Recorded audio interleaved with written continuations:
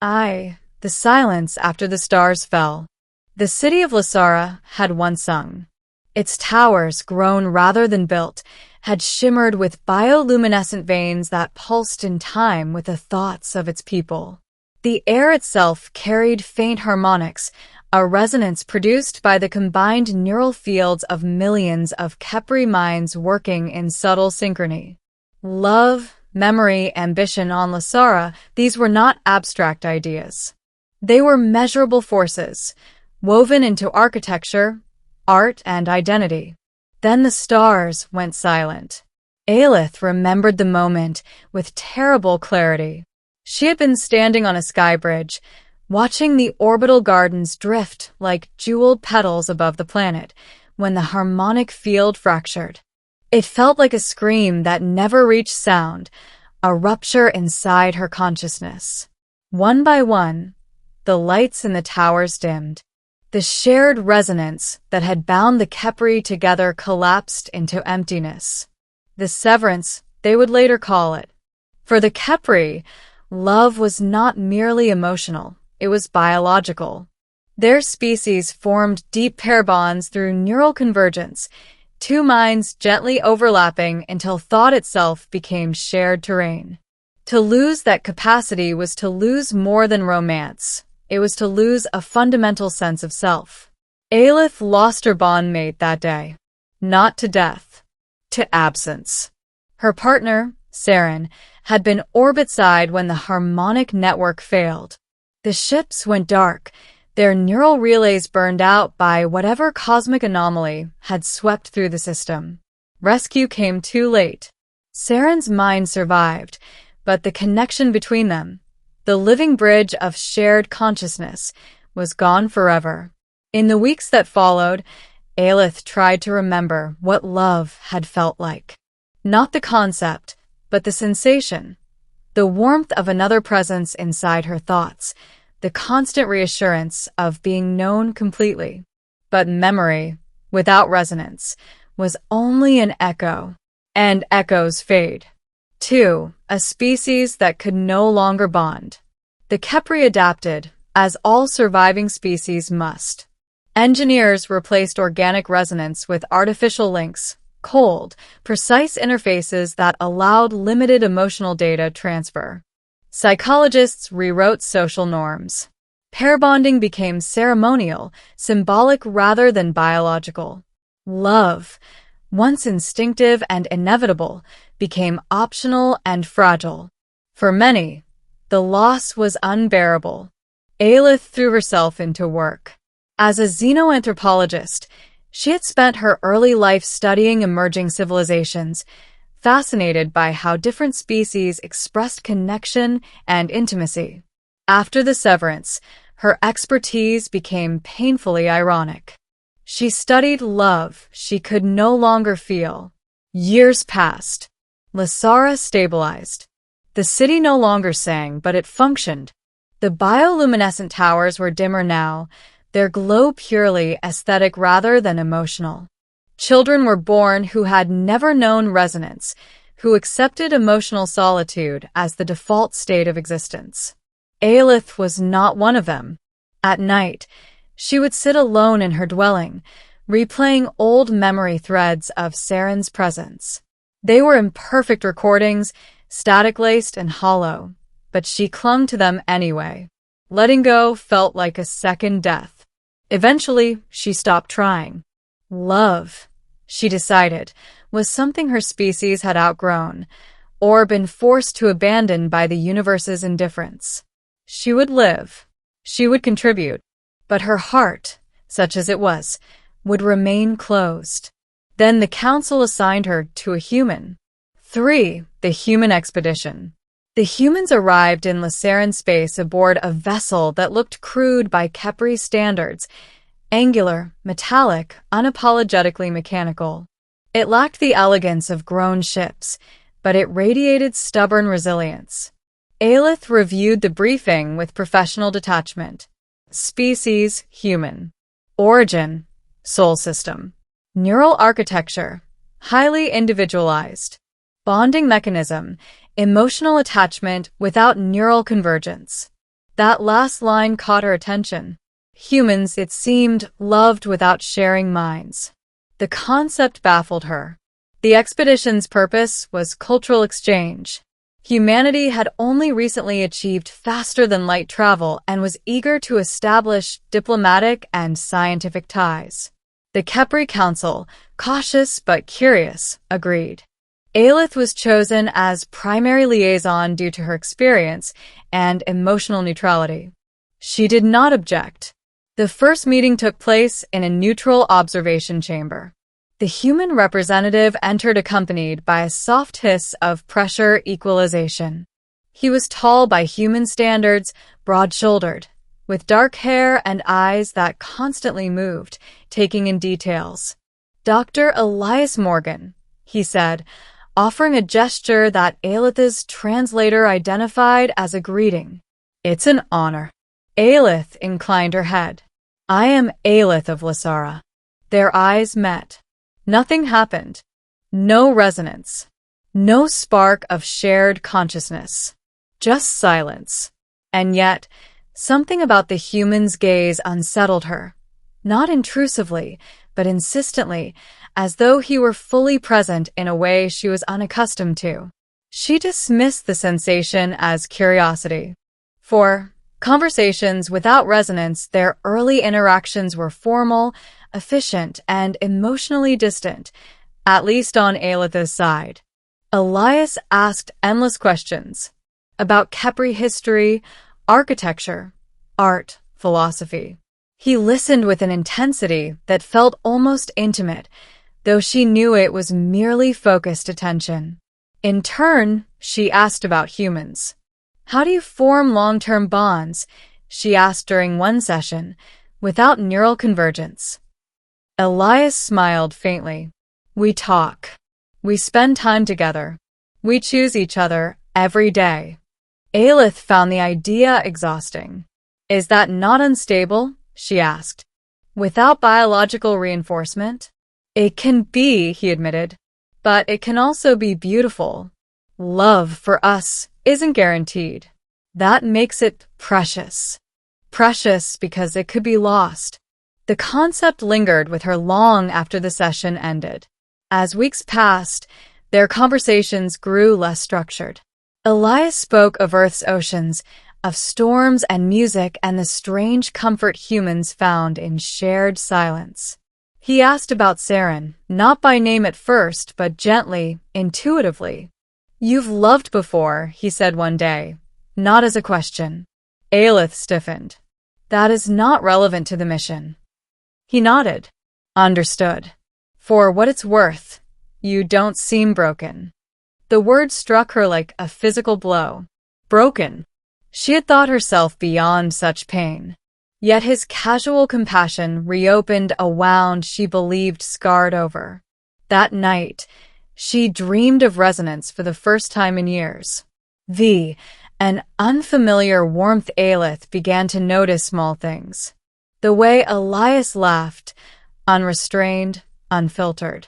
The way he frowned when concentrating, or how his voice softened when discussing subjects he cared about deeply. She found herself anticipating their meetings, an unfamiliar flutter in her chest that defied easy classification. There was no neural link, no shared thoughts, and yet she felt something.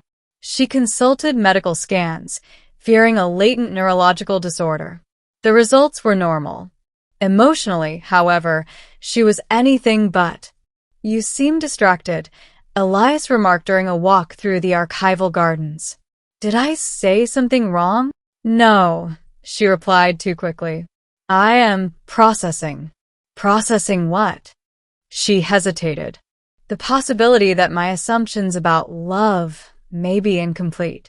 He stopped walking, turning to face her fully. "That sounds serious." "For my species, it is," she said. "We believed love required unity of mind. Without it, we assumed connection would be shallow. And now I am uncertain." Elias studied her, expression gentle. "Uncertainty isn't a failure. It's usually the start of something." She did not know how to respond. What terrified her most was not the feeling itself, but its implication. If she could feel attachment again, without resonance, then her grief was not a permanent state. Love was not lost forever, which meant she could lose it again. 6. The shadow of lost. The turning point came during an emergency. A solar anomaly flared unexpectedly, disrupting the station's power grid. Human and Kepri engineers worked side by side to stabilize critical systems. Aelith was assisting with evacuations when part of the ceiling collapsed. She did not see it coming. Elias did.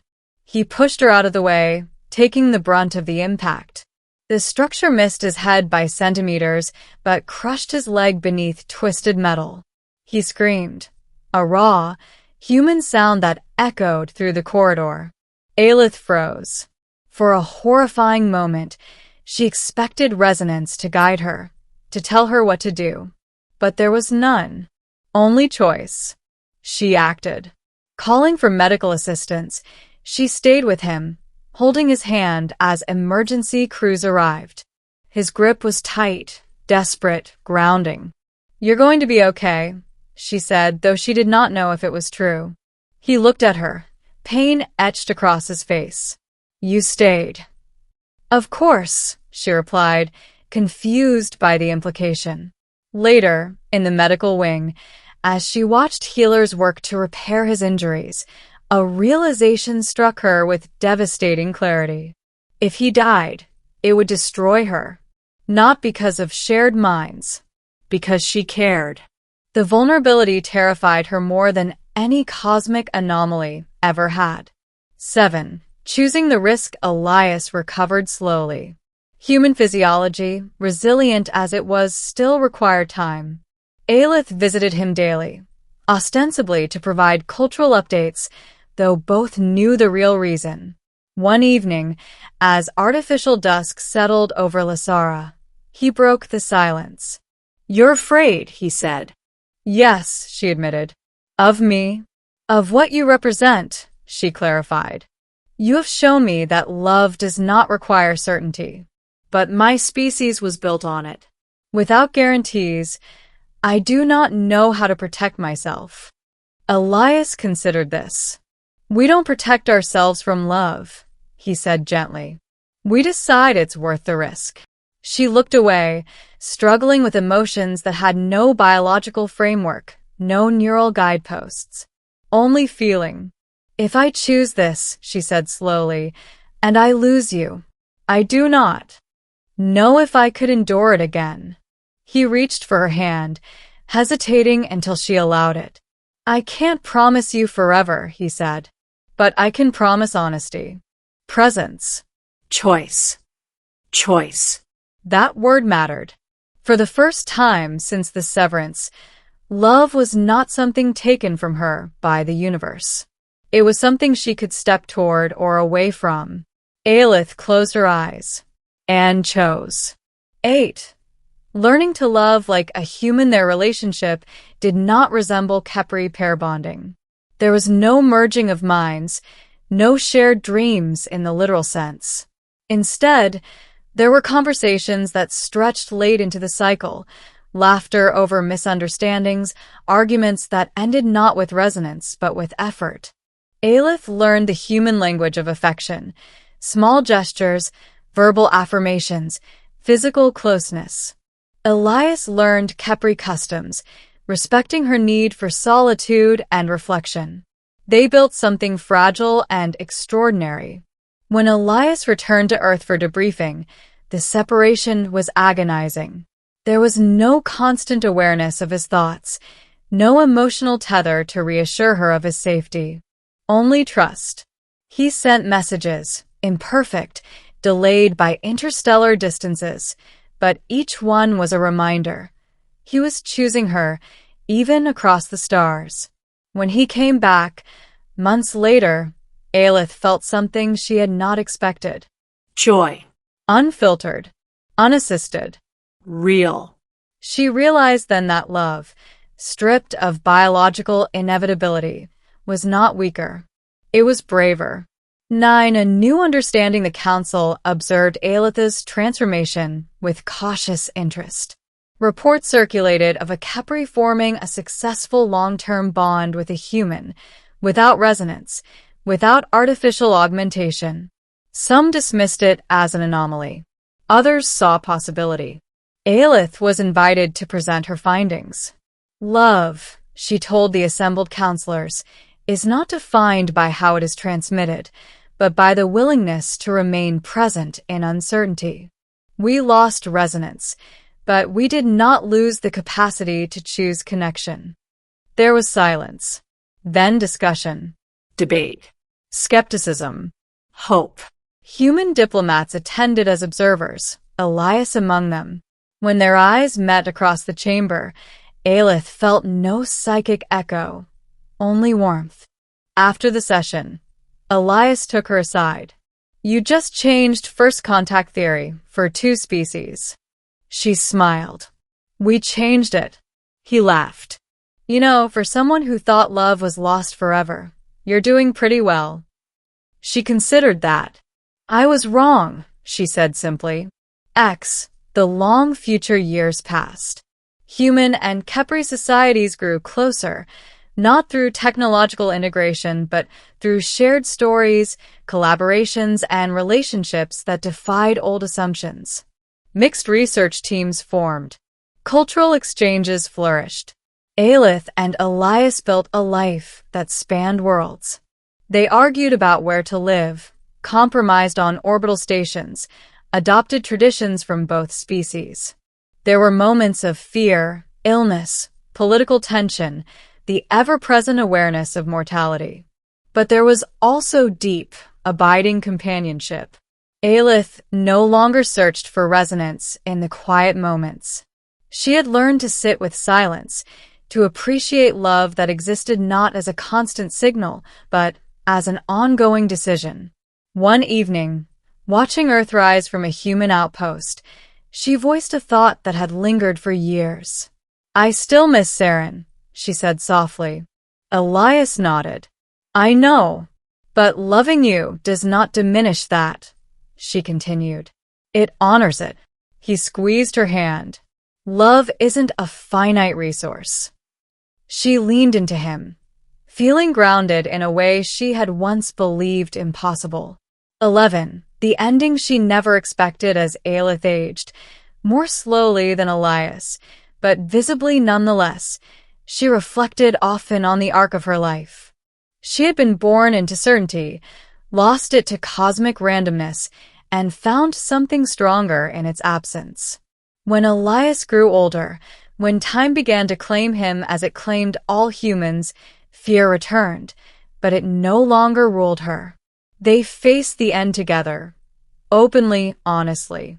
You taught me how to love again, she told him during his final days. He smiled weakly. You taught me that love can cross galaxies. When he passed, Aelith grieved.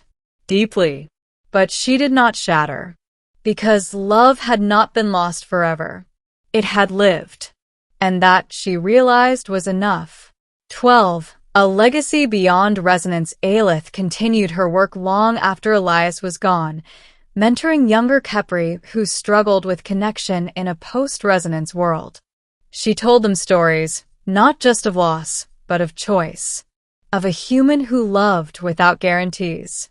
Of a species that learned to love again. In the quiet of her dwelling, surrounded by memories both painful and beautiful, Aelith felt at peace. She had loved twice in a universe that tried to convince her it was impossible. And in doing so, she had proven something vital, not just to herself, but to countless others who would come after. Love was never lost. It was simply waiting to be redefined.